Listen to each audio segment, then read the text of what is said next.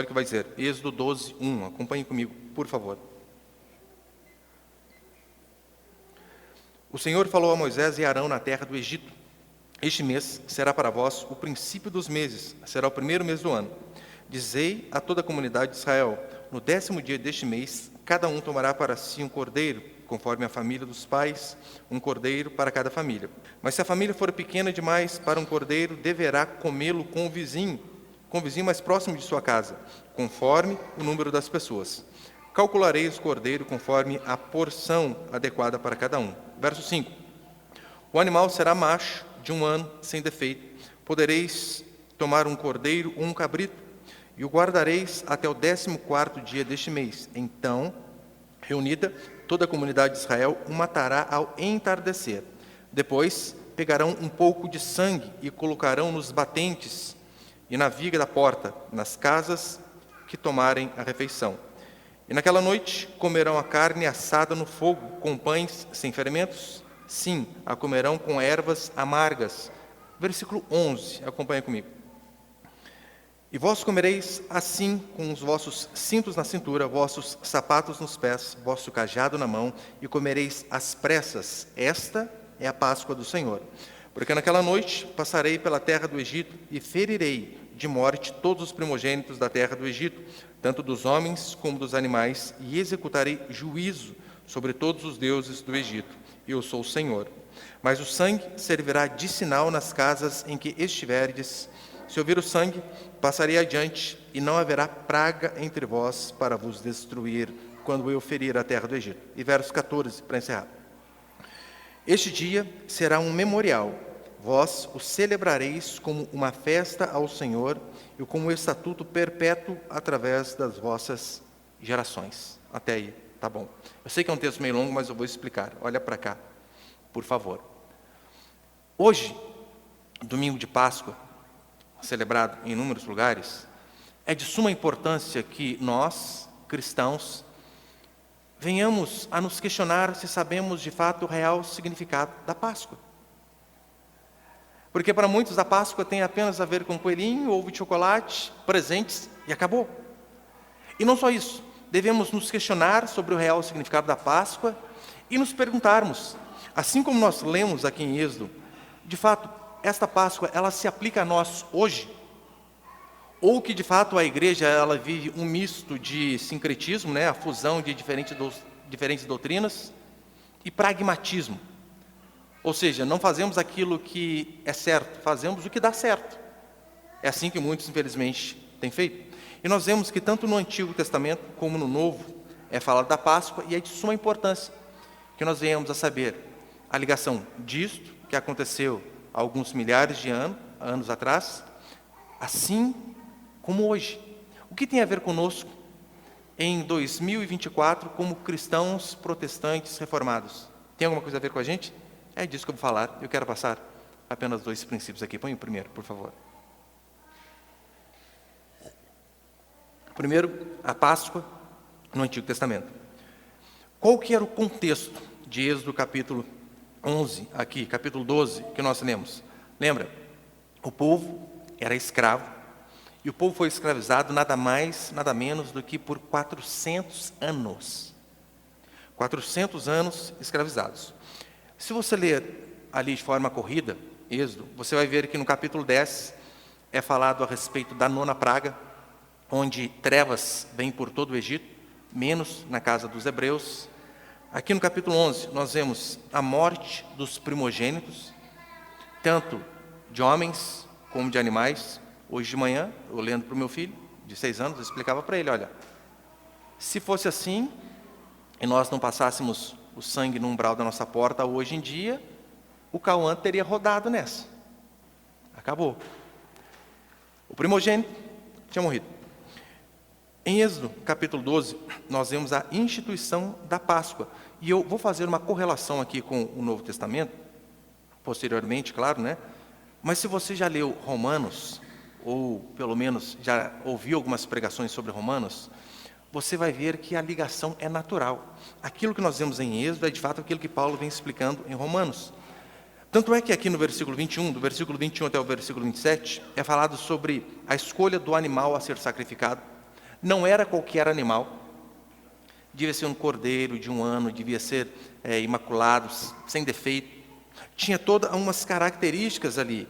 E lembrando, aqui diz a Escritura que era uma primavera, mas principalmente o ano novo. No versículo 2 é dito isso, né, que nós lemos. Acompanhe comigo, Êxodo 12, 2.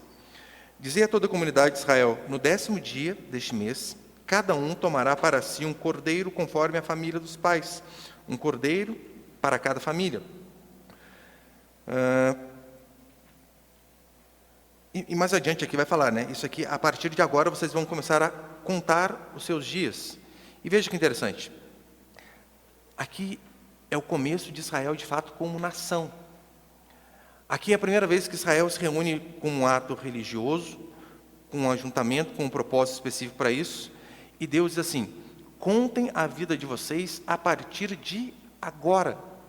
Hoje que vocês estão sendo livres, libertos do império de Faraó, a vida de vocês deve ser contada a partir de agora. Ou seja, era um marco salvífico para o povo de Deus.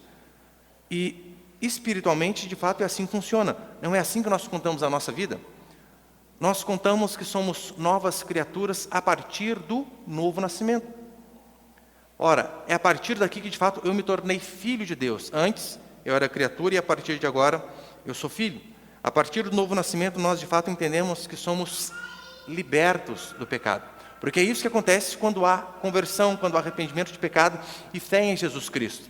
Nós somos libertos dos pecados. Não estou dizendo que nós não pecamos mais, porque isso é um absurdo. João diz isso. Mas, de fato, que o pecado ele já não tem mais sobre nós aquele poder de nos dominar. O cristão, ele peca, eventualmente peca. Só que toda vez que ele peca porque ele quer.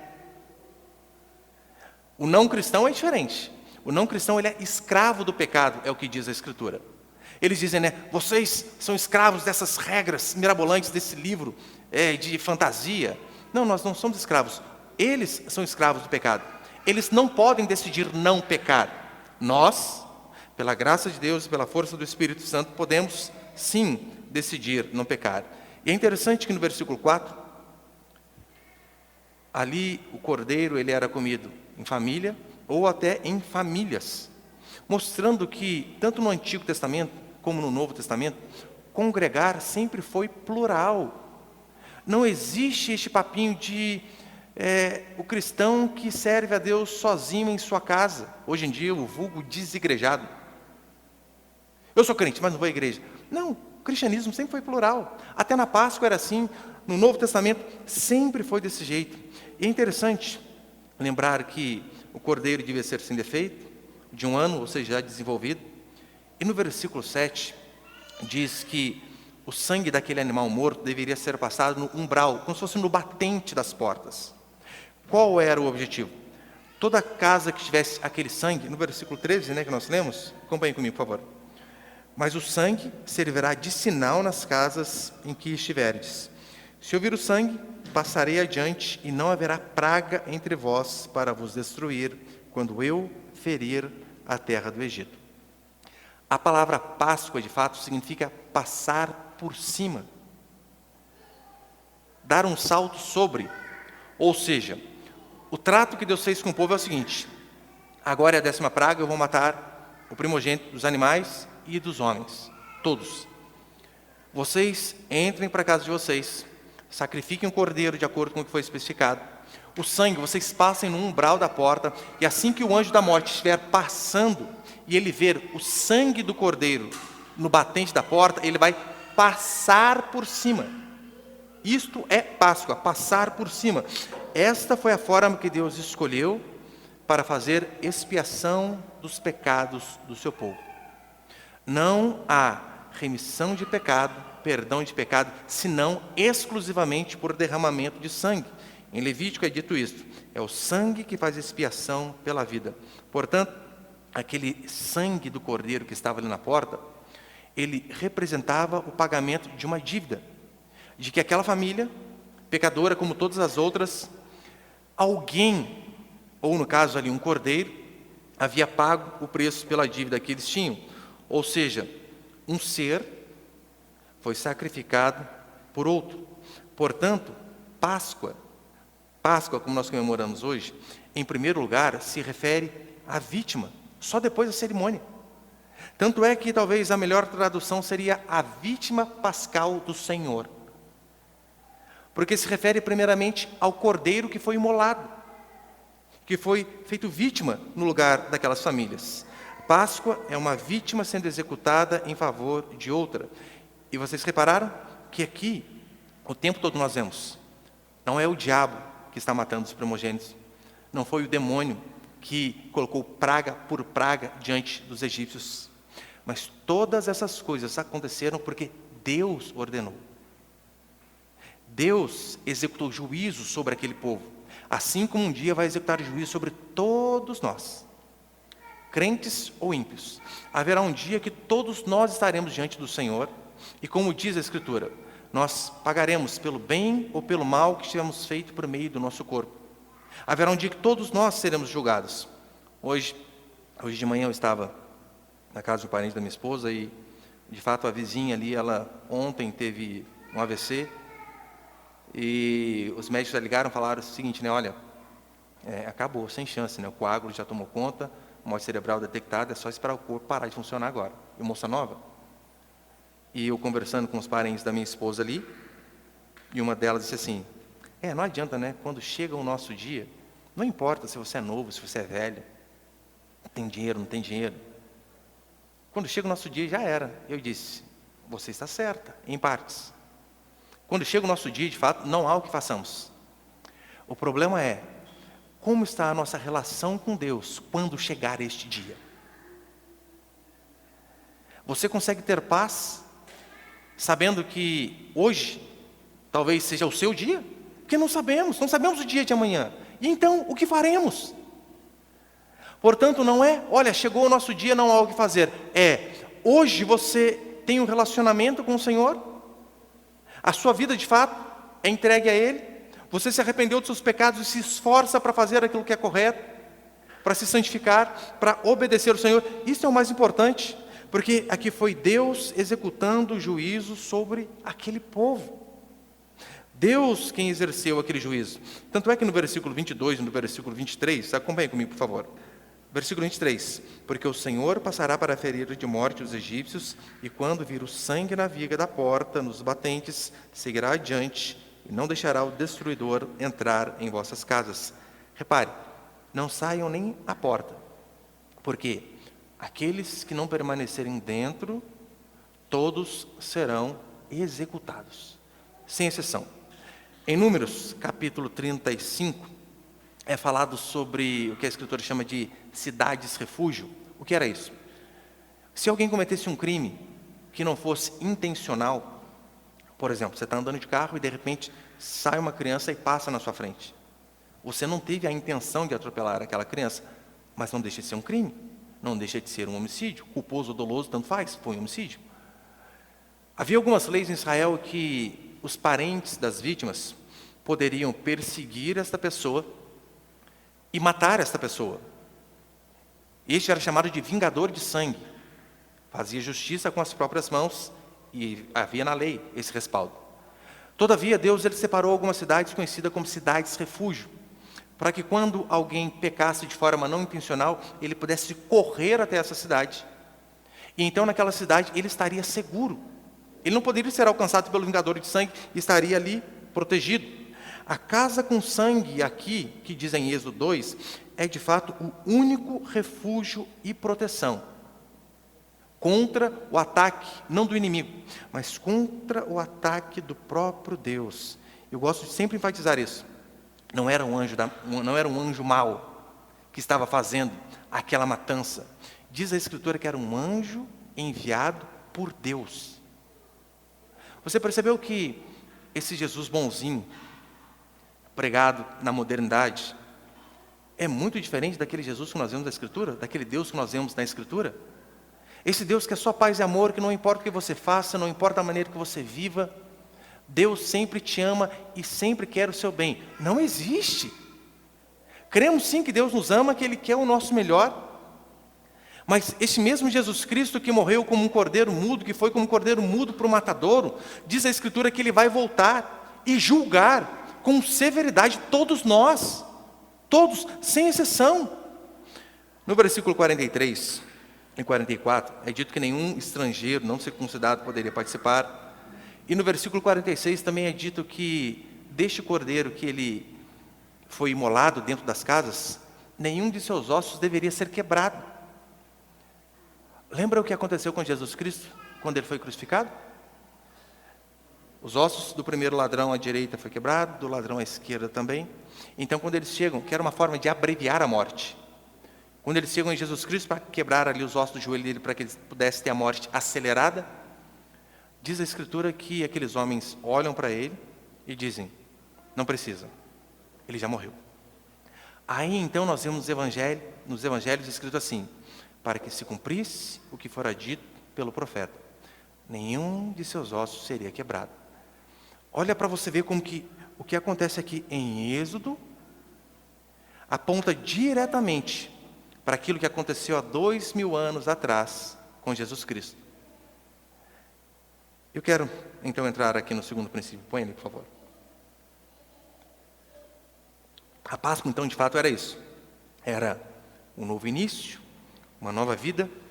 Era ser livre da morte, ser salvo, mediante o derramamento de sangue de um cordeiro, de uma vítima que não era aquelas que mereciam de fato morrer. E o segundo, não tem ali? O segundo princípio, a Páscoa no Novo Testamento. Tendo em vista aqui, de fato, este memorial e o significado dele no Antigo Testamento, a pergunta que eu e você devemos fazer é: e o que Jesus diz em relação a isso? Jesus, de fato, nos ordena a comemorar a Páscoa, se sim, de que maneira? Este pragmatismo que é visto por todos os lugares tem alguma base bíblica? Se sim, como que deve ser feito? E aqui eu deixo de forma bem explícita: Páscoa não deve ser celebrada por cristãos. Não deve. É um absurdo se celebrar a Páscoa sendo cristão. E por que eu digo isso? Porque tudo aquilo que era símbolo do que viria, tudo isso aqui que aconteceu, melhor dizendo, era símbolo de algo que aconteceria um dia. Do cordeiro que um dia de fato morreria. Tanto é que em Hebreus é dito assim: ora, visto que a lei tem sombra dos bens vindouros, não é a imagem real das coisas. Aquilo do cordeiro sendo sacrificado, do sangue passado no umbral das portas, era apenas um símbolo de que um dia viria um cordeiro perfeito, sem defeito, assim como este. Lembra? Perfeito, sem defeito. E vocês lembram? Quando Jesus Cristo é batizado por João Batista, quando ele sai do Jordão, João olha para ele e diz assim: eis o Cordeiro de Deus. Fala para todas as pessoas ali: este é o Cordeiro de Deus, ele que tira o pecado do mundo. Ou seja, João estava dando testemunho que tudo aquilo que aconteceu aqui em Êxodo, aquele cordeiro imolado, aquilo era um símbolo do que estava sendo cumprido em Jesus Cristo. Ou seja, Cristo é o Cordeiro de Deus que morreu de uma vez por todas. É por esse motivo que hoje nós não temos cordeiro sendo sacrificado no culto. Não temos, porque o Cordeiro de Deus morreu de uma vez por todas. Por este motivo, nos dois testamentos, eles devem ser lidos de forma unida. Se você lê, é até um erro, aquela Bíblia que é separada, no Novo Testamento, no Antigo Testamento, eles devem ser lidos juntos. Porque o que acontece no Novo Testamento é apenas o cumprimento daquilo que foi dito no Antigo Testamento.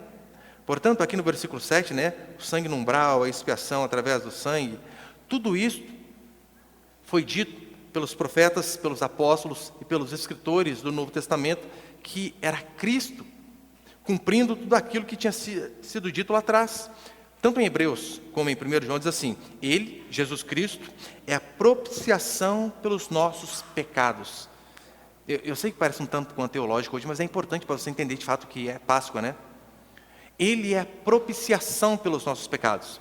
No Antigo Testamento havia a Arca da Aliança, aquele móvel, onde dentro dele ficava os mandamentos, dado a Moisés, a vara de Arão e o maná, e em cima ali havia uma tampa chamada propiciatório, onde havia 2 querubins, um olhando para o outro.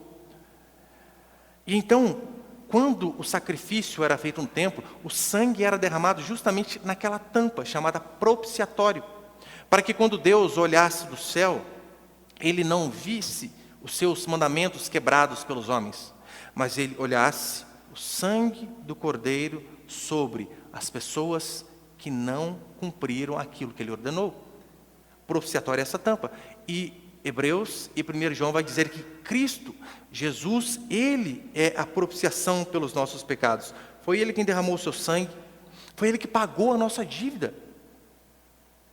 Quando Ele morreu, Ele apenas cumpriu aquilo que tinha sido dito a respeito dele. Ele foi o sacrifício e a vítima pascal. Portanto, o cristão, ele não comemora a Páscoa, porque a Páscoa já foi cumprida. Já foi cumprida em Cristo. Pastor, mas o chocolate que eu ganhei, come, fazer o quê? Aproveita.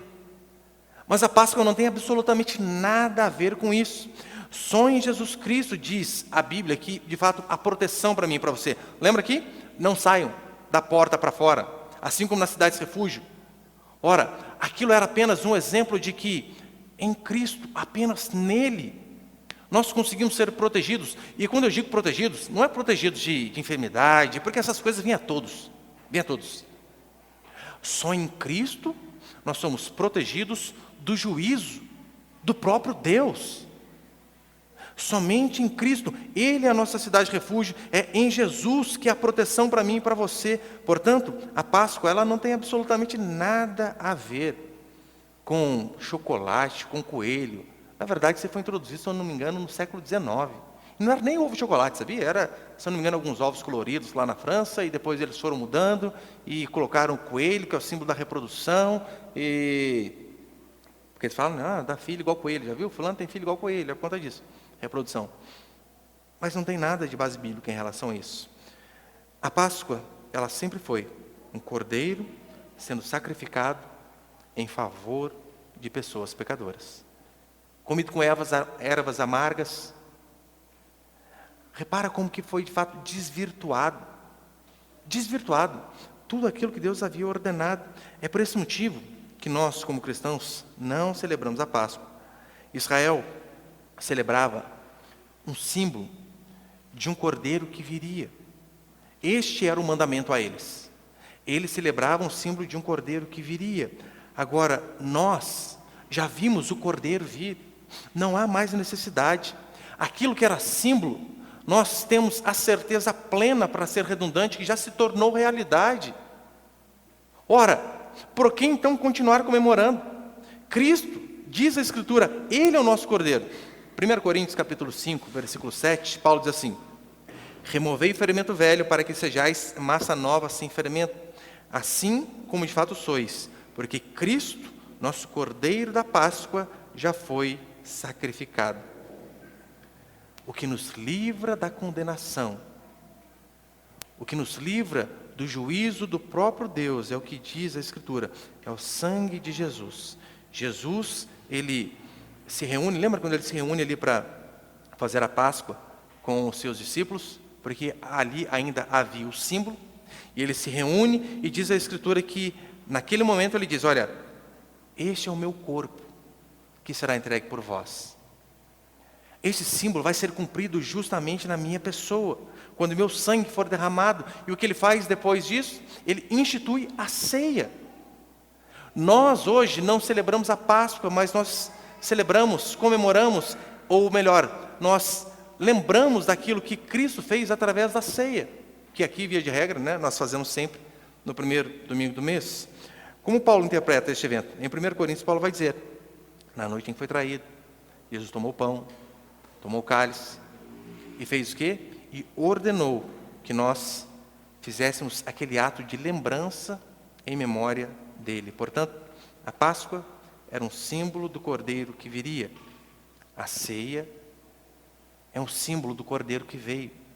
E a ordenança que nós temos é que isso deve ser perpetuado até que de fato Jesus volte. Portanto, esqueça a Páscoa. O foco dos evangelhos está todo, não na morte, mas na ressurreição de Jesus Cristo. Isto é o principal.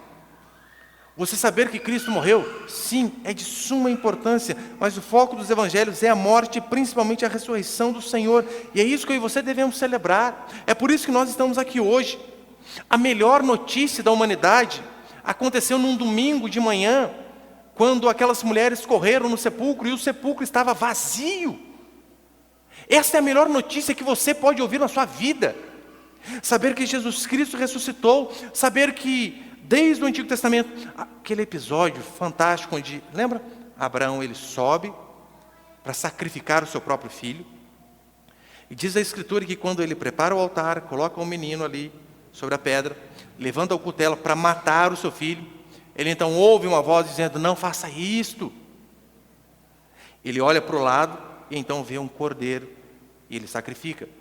Muitos olham para essa história de Abraão e dizem assim, ufa, final feliz, que tenso.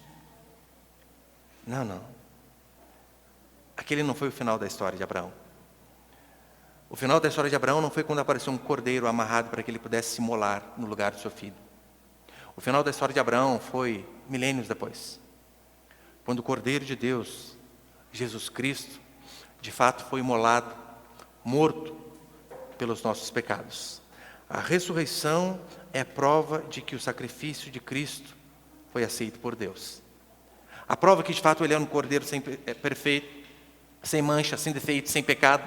E a prova de que aquele sacrifício foi aceito foi a sua ressurreição. E é nisso que você devemos nos apegar. Olha, nós passamos por momentos tristes na vida, todos, sem exceção. Mas se tem uma coisa que, de fato, diante das maiores dificuldades, eu sempre me apego, é saber que, assim como Cristo ressuscitou,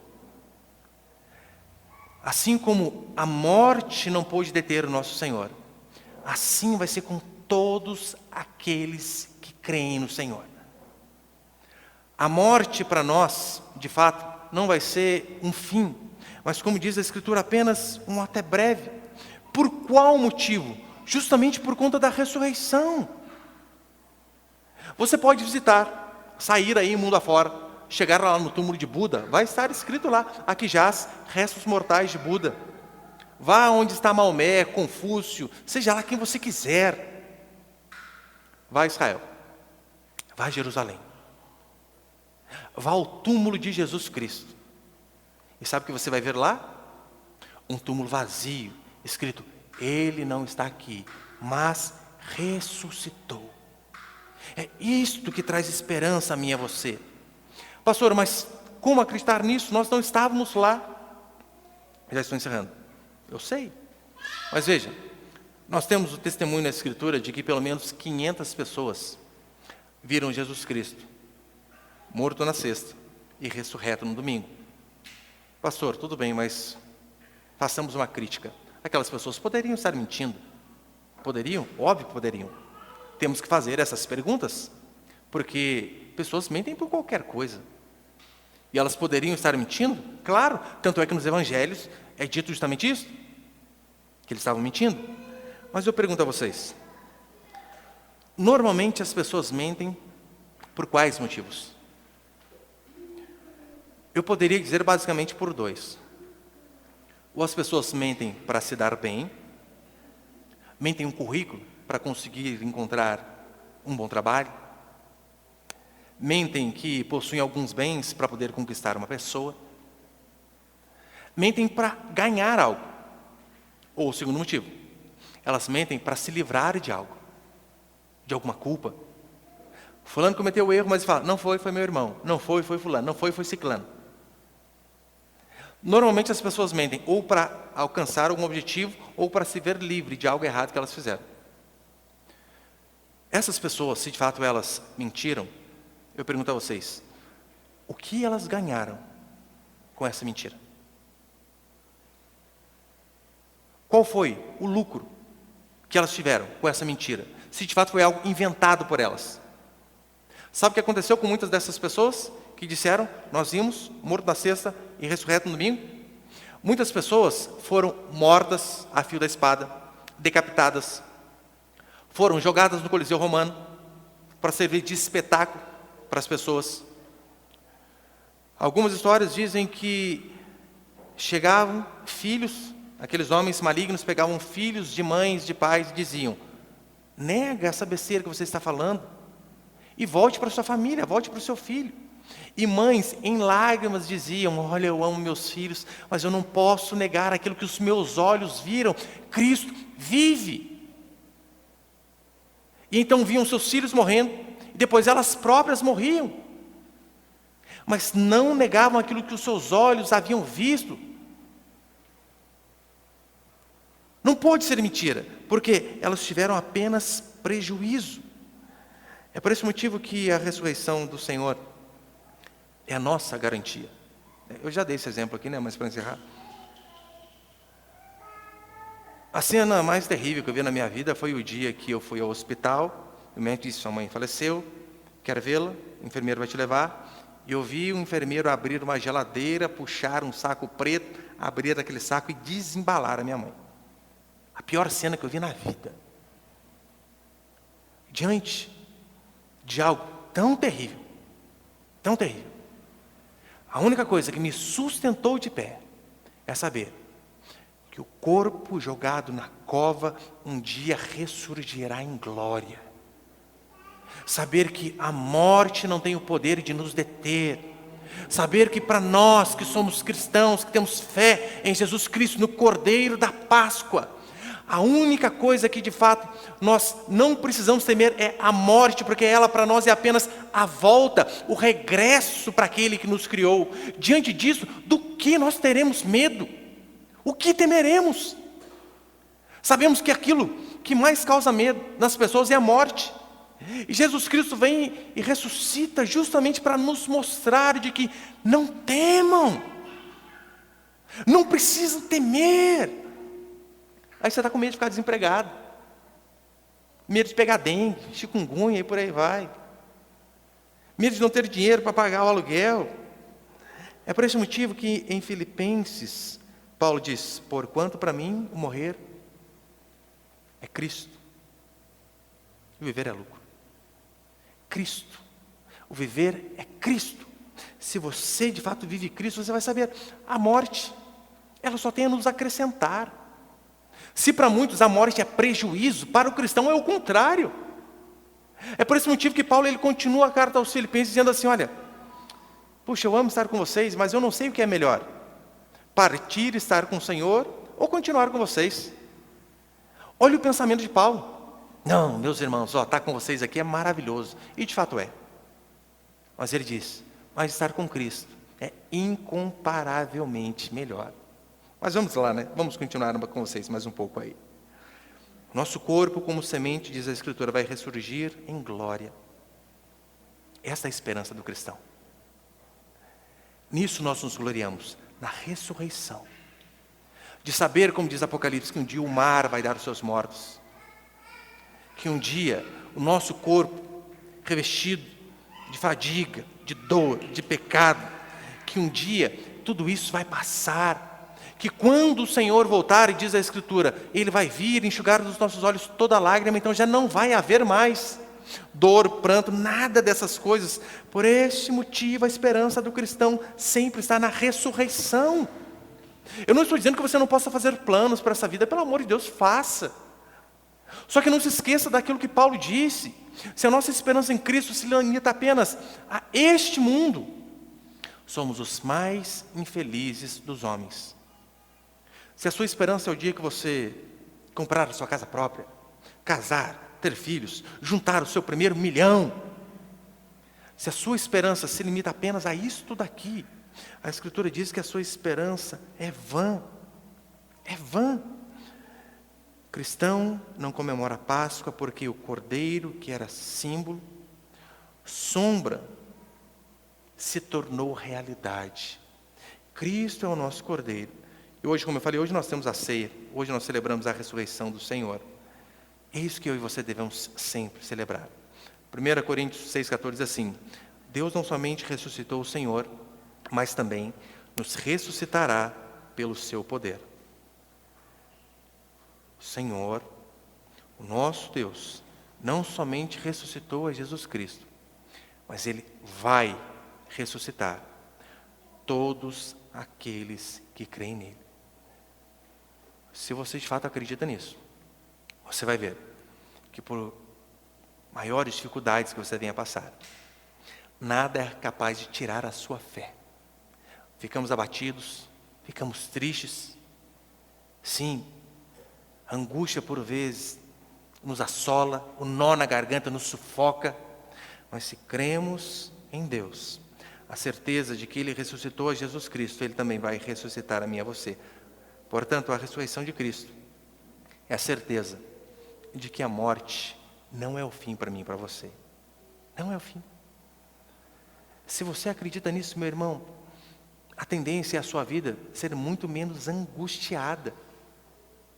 Você não vai, ainda que preocupações nos assolem, aquilo que mais preocupa a humanidade não nos assola. Por quê? Sabemos que a morte é um regresso. É por isso que Paulo, diante do naufrágio, ele diz: olha, desesperamos da própria vida. Em que sentido? Vamos morrer, acabou. Mas o desespero dele era: olha, não há que fazer mais humanamente, mas a morte para nós é lucro. Não há o que temer. E é isso que você devemos celebrar. Páscoa? Não. Mas a ressurreição do nosso Senhor, que é a certeza de que um dia eu e você também ressurgiremos. Amém, meus irmãos?